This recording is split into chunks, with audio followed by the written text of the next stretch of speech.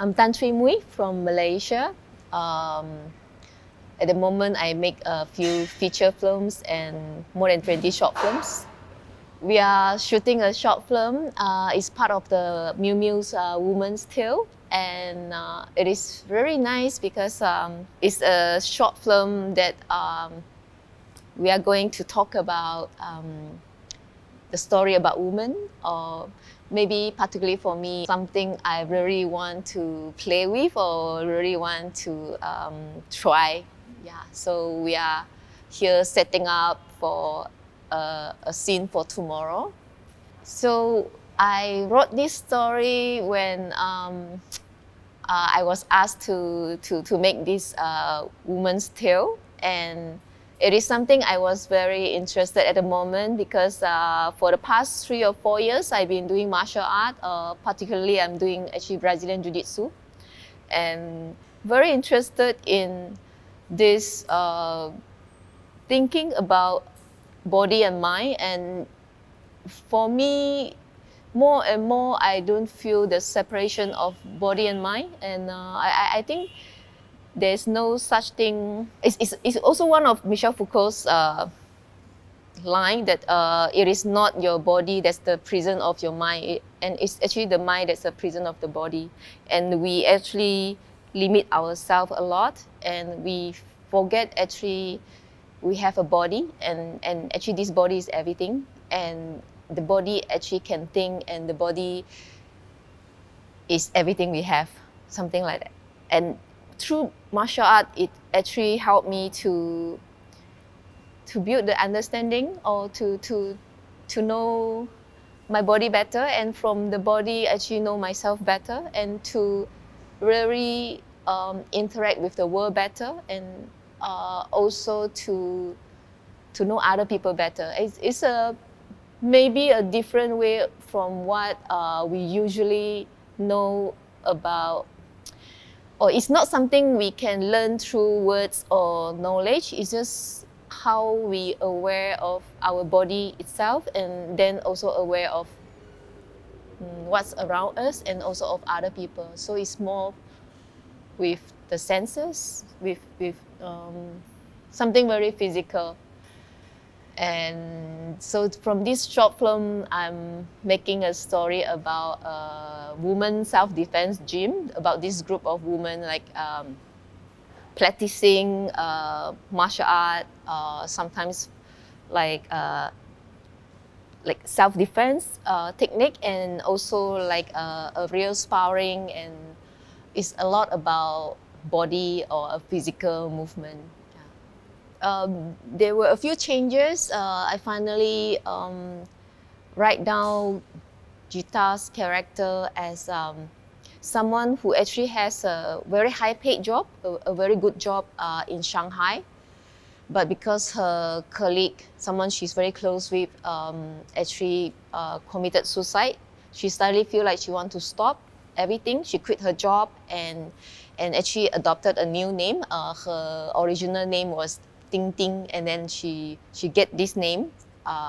There's a reason behind it. She called herself Gita, and then come to like a new foreign place to try something. Actually, in a way, it's really to reflect her life, to think again what's the purpose, and to rethink the meaning of things. And she picked martial art. It's not really my story, but I think everyone at some point, something happened in your life that will force you to stop and then question, why are we doing this, and what's the meaning of all this, what's the purpose of things, and all the things that we thought was important, to chase, to look for success, to be rich or to be famous, to get to the top. And there will be one point something happen, and then you start to question everything, and you will need to stop, and that's the stage Gita was at. And the name Gita was also more of this is the, I don't know, it's a Sanskrit word. It means song, was from the Bhagavad Gita, the Gita, but it wasn't like a real, there's no like real thing in this story, but it was just she took the name as a song, Gita. Yeah, so of all things, she picked martial art. I think it's also very common for Asian that we always have we call it wuxia. It's maybe a bit different from martial art. We always have a dream of wuxia to become like, you know, there's always all these action figure for men and women. Actually, it's not only male character. And for the Chinese movie, in the beginning of the Chinese movie, we have this warrior woman character a lot. We call it xianü. One of the famous director from the A Touch of Zen, there's a character of xianü, and it's a very common archetype.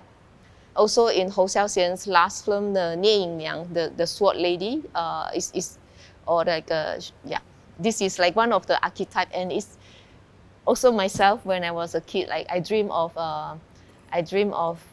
become someone like that. Like you can. Yeah, also in Crouching Tiger, Hidden Dragon, yeah, it's something not just for men. Maybe for men they will go like Bruce Lee, Jet Li, Jackie Chan is like a very common one. But also we have strong woman character that yeah, in the culture. It's I don't know what's the translation, but in Chinese it's xianü.